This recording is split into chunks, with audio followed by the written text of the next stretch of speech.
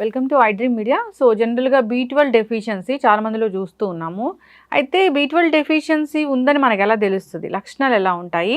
ఇక B12 డెఫిషియన్సీకి natural foods ఉన్నాయా? ఈ మధ్యకాలంలో తవుడు తీసుకుంటున్నాము, దానివల్ల డెఫిషియన్సీ తగ్గుతుందని చెప్తున్నారు. దీనిలో వాస్తవం ఎంత?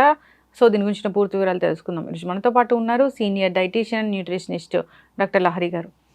మేడం నమస్తే అండి. నమస్తే అండి. మేడం, జనరల్గా అంటే న్యాచురల్ సోర్సెస్ ద్వారా వచ్చింది మనకి అది బాగా అబ్జార్ప్షన్ ఉంటుంది, తొందరగా మనం రికవర్ అవుతాము అని చెప్తూ ఉంటారు. అయితే ఈ B12 డెఫిషియన్సీ గురించి మాట్లాడుకుంటే B12 డెఫిషియన్సీ ఎందుకు వస్తుంది, ఏ ఏజ్లో మనం చూస్తున్నాము, ఇక ఇది వచ్చిందని మనకి ఎలా తెలుస్తుంది, లక్షణాలు ఎలా ఉంటాయి? సో చెప్పినట్లుగానే తవుడు తీసుకుంటే కూడా, తవుడు వాటర్ తీసుకుంటే కూడా B12 డెఫిషియన్సీ తొందరగా తగ్గిపోతుంది అంటున్నారు. వాస్తవం ఎంత? B12 అనేది మన బి కాంప్లెక్స్ విటమిన్స్ అని ఒక సెట్ ఆఫ్ విటమిన్స్ ఉన్నాయండి. దాంట్లో B12 కూడా ఒకటి. ఈ B12లో కూడా రకరకాల ఫార్మ్స్ ఆఫ్ B12 ఉంటాయి. తీసుకున్న సోర్స్ని బట్టి ఫార్మ్స్ ఆఫ్ B12 కూడా ఉంటాయి. జనరలీ B12 ఏంటంటే మనకి యానిమల్ బేస్డ్ ఫుడ్స్ నుంచి వచ్చేటువంటి అవకాశం ఎక్కువ ఉంటుంది. ప్లాంట్ బేస్డ్ అంటే మొక్కల నుంచి, మొక్కల ద్వారా వచ్చేటువంటి ఆహారం నుంచి మనకి B12 రావడం అనేది చాలా రేర్, ఉండదు వాటిల్లో. జనరలీ స్టోరేజ్ అనేది వాటిల్లో ఉండదు కాబట్టి. అదే యానిమల్స్ నుంచి వచ్చేటువంటి ఆహారం అంటే అది నాన్ వెజే అవ్వాల్సిన అవసరం లేదు.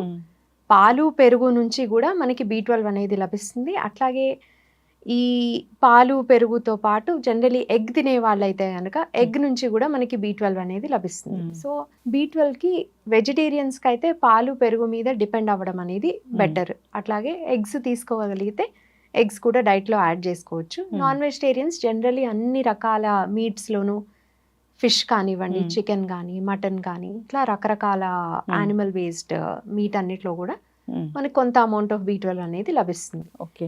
అయితే అవసరానికి తగినంత, మన శరీరానికి రోజుకు అవసరానికి తగినంత B12 లభించే వరకు కూడా మనకి డెఫిషియన్సీ అనేది ఉండదు.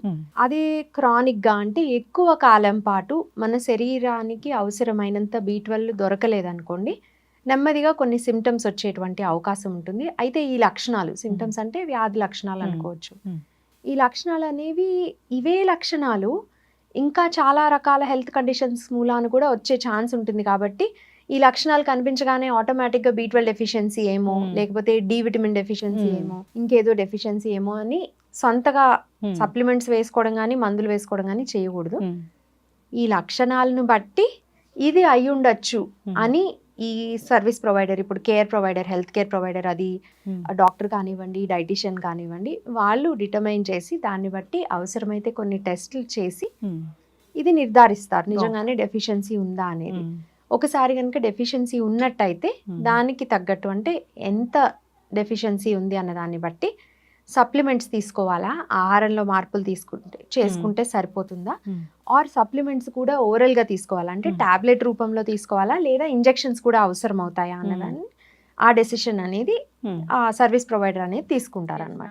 1-2 లక్షణాలు ఈ B12 డెఫిషియన్సీ అంటే ఎట్లా ఉంటాయి? జనరలీ నమ్నెస్ అండి, కాళ్ళు చేతులు తిమ్మిర్లు ఎక్కినట్టు ఉంటాం చాలా ఫ్రీక్వెంట్గా అనమాట.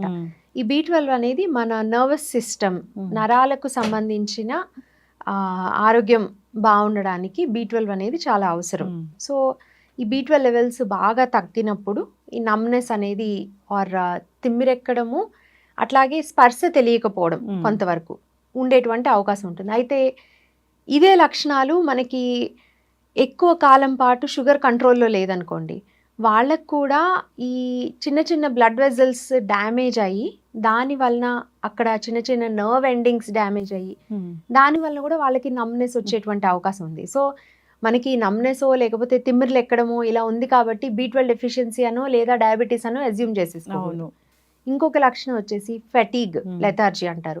ఫెటీగ్ అంటే అసలు చాలా అలసటగా ఉంటాం, ఏ పని చేయలేకపోవడం, తిన్నట్టే ఉంటారు, తిన్న తర్వాత ఒక అరగంట వరకు కొంచెం అలసట లేకుండా పని చేసేందుకు బాగానే ఉంటుంది అనిపిస్తుంది, అరగంట గంట తర్వాత నుంచి మళ్ళీ విపరీతమైన నీరసం వస్తుంది. సో ఈ పట్టలేనటువంటి నీరసము, నిస్సత్తువ కానీ, ఈ ఫెటీగ్ కూడా మనకి B12 డెఫిషియన్సీ సిమ్టమ్స్లో ఒకటి. కానీ అగైన్ వేరే రకాల విటమిన్స్, డి విటమిన్ తక్కువైతే కూడా ఇలాగ నిస్సత్తు ఉన్నట్టు ఉంటుంది. అట్లాగే కొన్ని రకాల అదర్ బి విటమిన్స్ తక్కువ ఉంటే కూడా టయర్డ్నెస్ అనేది బాగా ఉంటుంది. సో ఈ లక్షణం కేవలం దీనికి మాత్రమే ఉంటుంది అని చెప్పలేము. బట్ మీకు ఎంత తిన్నా కానీ, ఎలా తిన్నా కానీ క్రానిక్గా అంటే ఎక్కువ కాలం పాటు బాగా నిస్సత్తుగాను, నీరసంగా ఉండటము, అట్లాగే ఇంకొన్ని ఎక్కువ రోజులు ప్రొలాంగ్ చేసినప్పుడు ఇట్లా కాళ్ళు చేతులు తిమ్మిరెక్కినట్టుగా ఉండటము, అట్లాగే కొంత ఫోకస్ చేయలేకపోవడము, ఇట్లాంటి లక్షణాలు ఉన్నప్పుడు మీ ఆహారపు అలవాట్లను కూడా తెలుసుకొని, అంటే మీ డైట్ హిస్టరీ, మీరు ఎలాంటి ఫుడ్ తింటున్నారు ఏంటి అన్నది దానికి సంబంధించి క్వశ్చన్స్ కూడా అడిగినప్పుడు జనరలీ నా దగ్గరకు వచ్చిన వాళ్ళు ఏమైనా అడిగితే డైట్ హిస్టరీ తెలుసుకోవడం అనేది జరుగుతుంది. సాధారణంగా మీరు ఏం తింటారు వాళ్ళు చెప్పేదాన్ని బట్టి, వాళ్ళకున్న లక్షణాలను బట్టి ఏదై ఉంటుంది అనేది ఆలోచించి ఆ చెప్పిన లక్షణాల తీవ్రతని బట్టి అది డైట్తో మాత్రమే కరెక్ట్ అవుతుందా, లేదంటే సప్లిమెంట్ ఏమైనా తీసుకోవాలా అనేది డిటర్మైన్ చేయడం జరుగుతుంది. ఓకే, డైట్ సప్లిమెంట్స్ వీటితోనైతే డైట్ సప్లిమెంట్స్ రెండు అవసరం పడచ్చు. అయితే మేడం, ఈ మధ్య చాలామంది తౌడు వాటర్ తీసుకుంటే కనుక, అంటే హోమ్ రెమెడీస్ లాగా దాంట్లో బాగా B12 ఉంటుంది, తొందరగా మాకు రికవర్ అయిందని కూడా చెప్తూ ఉన్నారు. వాస్తవం ఎంత? బాగా ఉంటుంది అని కాదండి. ఇప్పుడు తౌడు అనేది దాంట్లో ఉండేటువంటి పదార్థాలు ఫర్మెంట్ అయినప్పుడు, అంటే ఊరికేనే నానబెట్టడం కాదండి, కొంచెం పులవాలి కూడా.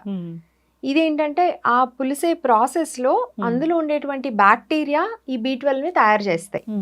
అందువలన B12 అనేది వస్తుంది, కొంతవరకు వస్తుంది. కానీ ఎప్పుడూ కూడా ఇలా డైరెక్ట్ సోర్సెస్ నుంచి వచ్చేది మీ బాడీలో ఆల్రెడీ ఉన్న లెవెల్స్ని మెయింటైన్ చేసేందుకు, దాన్ని కొద్దిగా పైకి తీసుకెళ్లేందుకు ఉపయోగపడతాయి తప్ప, బాగా తక్కువ ఉందనుకోండి, ఉండాల్సిన లెవెల్ కంటే చాలా చాలా తక్కువ ఉన్నప్పుడు దాన్ని ఎక్కువ పెంచేందుకు అవకాశం ఉండదు. అందుకని మీరు రెగ్యులర్గా మెయింటైన్ చేయడానికి ఇలాంటి హోమ్ రెమెడీస్ ఎన్నైనా ఫాలో అవ్వచ్చు, దానివల్ల నష్టం లేనంత కాలం.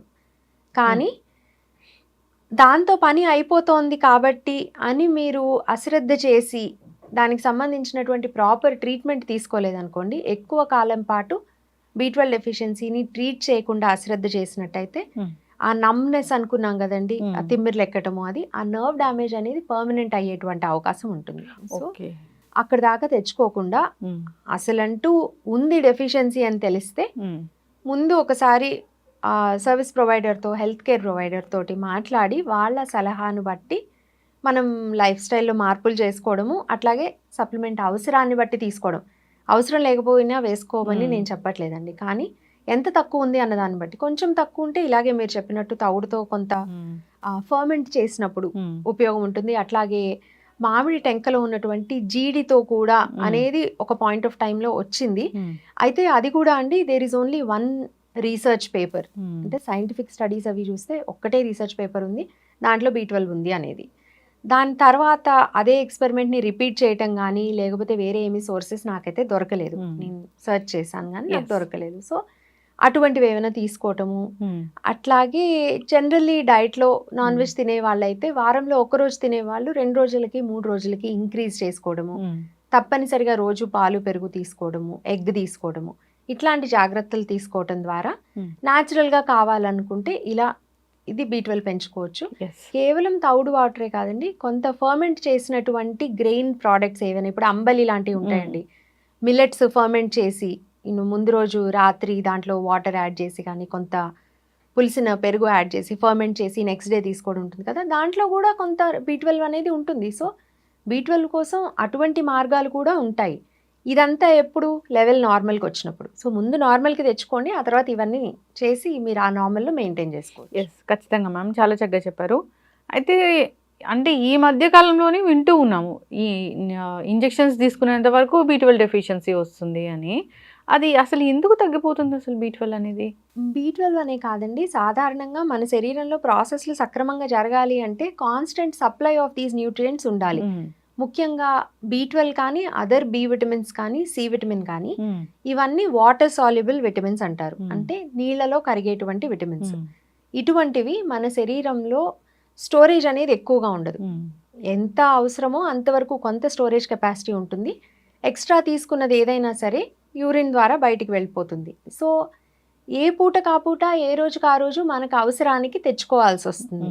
మీరు 3-4 రోజులు ఇగ్నోర్ చేశారంటే 5వ రోజుకి మనకి డెఫిషియన్సీ రాదు, కానీ స్టోరేజ్ కెపాసిటీ పెద్దగా లేదు కాబట్టి ఉన్న దాంట్లో నుంచి తగ్గిపోతూ ఉంటుంది. Yes. సో అందుకని మనము ఫ్రీక్వెంట్గా వీటి గురించి జాగ్రత్తలు తీసుకోవాలి. అదే విటమిన్ ఏ కానీ ఈ కానీ డి అండ్ కే ఇవి fat soluble vitamins. So fat soluble అవ్వటం మూలాన ఇవి యూరిన్ లో బయటకు వెళ్లేందుకు అవకాశం లేదు. సో మన బాడీలో ముఖ్యంగా లివర్ లో అట్లాగే కొంత ఫ్యాట్ టిష్యూలో కూడా ఈ విటమిన్స్ ఏడిఈకే స్టోర్ అయ్యేటువంటి అవకాశం ఉంటుంది. సో వాటి డెఫిషియన్సీ వచ్చేందుకు టైం పడుతుంది. అలాగే ఒక్కొక్కసారి కొంచెం హై డోస్లో సప్లిమెంట్ తీసుకున్నప్పుడు దానివల్ల డేంజర్ కూడా అందుకే ఉంటుంది. సో చెప్పా పెట్టకుండా ఎక్కువ క్వాంటిటీలో విటమిన్ సప్లిమెంట్స్ ఈ విటమిన్ సప్లిమెంట్స్ తీసుకుంటే దానివల్ల డేంజర్ ఉంటుంది. అసలు ఓవర్ ద కౌంటర్ తీసుకునే వాళ్ళైతే చాలా మంది, నేను కూడా చాలా సార్లు తీసుకున్నా. బి కాంప్లెక్స్ ఏముంది, ఒక బి కాంప్లెక్స్ ఒక స్ట్రిప్ తీసుకోవడము వేసేసుకోవడము. ఇంకా బి కాంప్లెక్స్ ఇంకా పర్లేదండి, రిలేటివ్లీ సేఫ్. ఎందుకంటే ఇప్పుడు చెప్పినట్టు బి విటమిన్స్, బి కాంప్లెక్స్ దాంట్లో జనరలీ బి విటమిన్స్ ఒక సి విటమిన్ ఉంటుంది. సో అవన్నీ వాటర్ సాల్యుబులే. మహా అయితే ఏముంది, you are paying for excreting all that in urine, అంతే. దాన్ని యూరిన్ లో బయటికి పంపించడానికి మనం డబ్బులు కడుతున్నాం అనుకోవచ్చు. అవసరమైంది వాడుకోవడము, ఎక్స్ట్రా అయింది వెళ్ళిపోతుంది. కానీ మనకి జరిగేటువంటి డ్యామేజ్ ఉండదు, మనకి దాని వలన వచ్చే ప్రమాదం ఏం లేదు. అదే మీరు ఒక విటమిన్ ఏనో విటమిన్ డీనో విటమిన్ ఈనో అవసరమైన దానికంటే, అంటే విటమిన్ ఈ మంచిదన్నారు స్కిన్ కోసం అని చెప్పి రోజు ఆ స్ట్రిప్ తెచ్చుకొని హై డోసేజ్ రోజు 2-3 వేసేసుకుంటున్నారు అనుకోండి, ఒక నెల తర్వాత టాక్సిసిటీ వచ్చేటువంటి అవకాశం ఉంది. ఏదైనా కానీ ఈ లక్షణాలు కనిపించిన వెంటనే గూగుల్ చేయడము, నాకు ఈ సిమ్టమ్ ఉంది, సో ఈ డెఫిషియన్సీ ఉంటుందని చెప్పి మీరు అన్నట్లుగా ఏదో ఒక టాబ్లెట్ వేసుకోవడం అలా చేస్తూ ఉన్నారు. దానివల్ల ఖచ్చితంగా అనర్థాలే జరుగుతూ ఉన్నాయి. ఒక్కసారి సంప్రదిస్తే డైటీషియన్ కానీ ఎవరైనా డాక్టర్ అయినా సరే వాళ్ళకి తెలుస్తుంది అసలు ఏంటనేది, ఎంత డోస్లో ఇవ్వాలి, అసలు అవసరమా లేదా అనేది. సో డైట్తోని కరెక్ట్ చేసుకోవచ్చు అంటే ఒకసారి కాంటాక్ట్ చేయాలని కోరుకుందాం డాక్టర్ గారు. చాలా చక్కగా చెప్పారండి, ధన్యవాదాలు.